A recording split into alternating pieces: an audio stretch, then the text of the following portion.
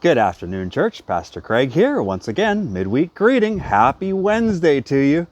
It's a gorgeous day. Gotta love this fall weather.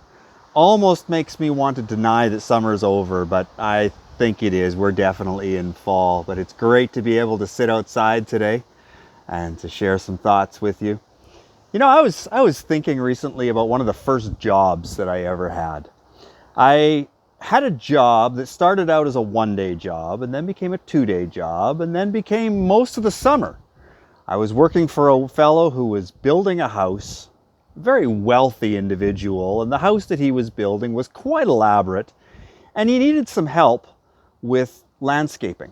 Now, I was not a landscaper, but I was able to move the dirt where he wanted to and do things like that, and so my brother and I actually worked for him for the entire summer and basically just doing odd jobs the whole summer. We'd show up in the morning and he'd say what he wanted done and we would do it. There were some frustrations with that job though. He had a swimming pool. Swimming pool is full of water and there is no landscaping done anywhere around and the house is on the riverbank, which means that pool was full of mud. So one day we showed up and he said, "Got a job for you. I want you to clean that pool." Right, clean the pool. He goes, "Yep, here's how you hook up the vacuum system. You start cleaning that pool." So we started cleaning the pool. From what I recall, it took us quite a few days to actually get all of the mud out of that pool. As we're doing it, my brother and I are looking at each other going, this is really dumb. Because the next time the wind blows, this pool is going to be full of mud again. Sure enough, wasn't that much longer. Pool's full of mud. Had another job that he asked us to do. He wanted us to paint a fence. Sure, we can paint that fence. So we get out the white paint that he gives us and we start painting. And we finish painting and the fence is still wet. And he says, "Now I want you to take all that crushed rock and dump it at the base of the fence." I said, "Isn't that going to make the fence covered in dirt because the fence is still wet paint?" "Doesn't matter. I want you to do it." Okay, so we did it. You can guess what we did for the next 2 days after that. We repainted the fence. And you know, we were told to do some things that we just shook our heads at. You know, I think oftentimes in life, that's the reality we find ourselves in. And I was thinking about in scriptures where Jesus told his disciples to do some things that must have made them kind of shake their heads. Like, have you ever thought about Jesus feeding the 5,000? You know, well, we should go send them off to get some food. Well, no, what have we got here? What have we got here? We got one little boy with a lunch that barely counts for anything. Have people sit down. Really? Have people sit down? You're going to feed them. Really? We're going to feed them? And even when they'd gone through that experience once, we have a second miraculous feeding and similar things happened. And I can't help but wondering, did the disciples find themselves going, "Really? You want me to do what? You want us to feed 5,000 men? And there's women and children here too, so that number's a lot higher." Oh, okay. Or I think of people that were healed by Jesus. "Hey, you can't talk? I'm going to spit on your tongue."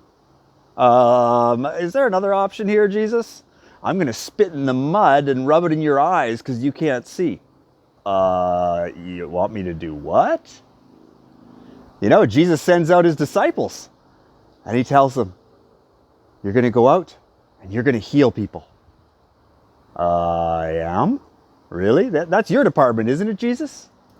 You know, I'm sure there were lots of times where the disciples found themselves going, "I don't know that this is a good idea." And perhaps even doubting the effectiveness of what Jesus was instructing them to do. And yet they did it. And we see the results. What's Jesus asking you to do today? What's Jesus been laying on your heart as something that you should do? You know, we're told that we are to be loving God and we're to be loving one another. Pretty simple job description, isn't it? Until the details start getting put in. Loving God means you want me to do what? Loving others means you want me to treat others how?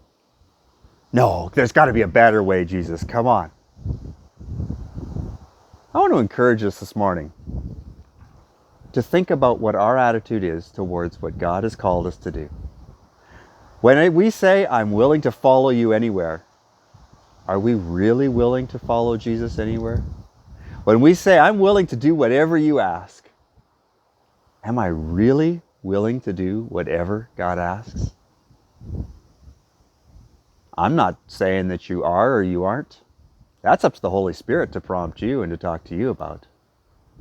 But something that I've been thinking about as I've been reading through the Gospels and just amazed at some of the wild things that Jesus asked his disciples to do and asked others to do. And yet when they did it, wow, the response was amazing and the outcome was amazing. So just something for us to think about this week as we go through this week. Are you willing to do whatever God asks you to do, wherever he asks you to do it, whenever he asks you to do it? I hope so, because the rewards are amazing. And not that we do it because we want the blessing. We do it out of obedience. But the blessings are amazing. Just something to think about as we go into this week and go through this week. Hope you have a great week in whatever you are up to. Look forward to worshiping with you again on Sunday. And we'll keep chatting together over the weeks to come. Have a great week, church. Let's be the church God has called us to be. Let's love him and love one another in the ways that he calls us to. We'll see ya.